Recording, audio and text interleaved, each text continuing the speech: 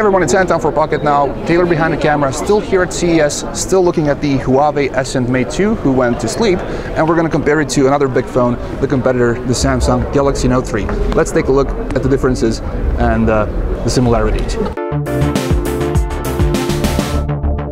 As you can see, we have two extremely large devices here, but the Huawei Ascend Mate2 is somewhat taller and it's also somewhat wider.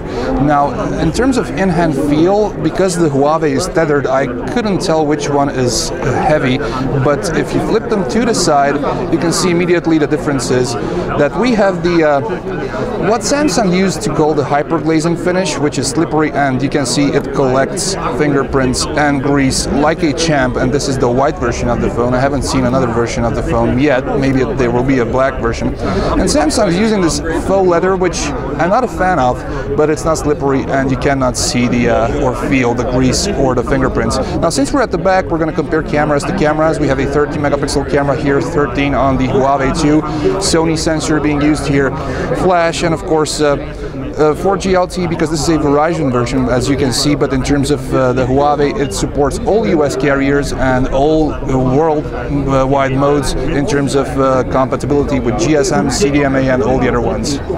Now, flipping it to the side, we have the huge 6.1-inch screen on the Huawei device, and the Samsung has a 5.8-inch screen, but we have a higher resolution on the Note 3, as it is running Full HD with its Super AMOLED screen.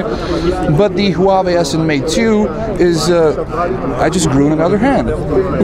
And the Huawei Ascend Mate2 has a 6.1 720p screen, which they call EHD, as an enhanced HD, which is 720 by 1280. 1.6 gigahertz processor, a Qualcomm Snapdragon 600 on the Huawei device, a Qualcomm Snapdragon 800 on the Note 3. Of course, we have 2 gigs of RAM on the Huawei, 3 gigs of RAM on the Samsung. You can see the home button. We have no buttons here, but the Huawei device is employing the on-screen buttons, which is okay because you don't have any buttons placed down below, but it will take up a little row from your screen. Now, the biggest difference between these two and the Huawei device will go back, but will follow, is that the Samsung has an S Pen.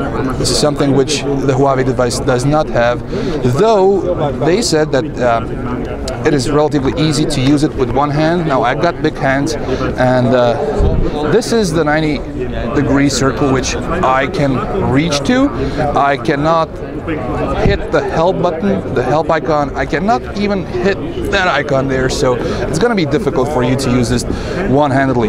However, just as the Samsung, the Huawei device also has multi-window applications. At the moment, as we can tap that, we can go back there.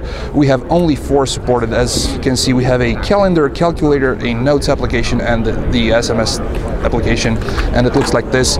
As on the Samsung, you have a lot of applications supported, more are being added, and you just drag some along. Let's drag something which Taylor will not get upset about.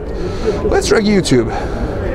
And this is, for those who know, the way you can, what else can I use, Taylor? Let's try music. This is the way you can use it on the Note 3, and of course this is the way you can have the floating device, have the floating window on the Huawei. Let's see if we can add some more. Let's see a notes application. No, you cannot have more than one at the same time, but this is not final software, as being told. There will be software updates, and they will also increase the battery life of this device, which is marketed to be as high as 2 days on LTE operation. So before we talk too much, this has been Anton, Taylor behind the camera, with a very, very quick, brief look at the Huawei Ascend Mate2 compared to the Samsung Galaxy Note 3. Thank you very much for watching. Subscribe to Pocketnow. Lots more coming from CES. Thank you very much.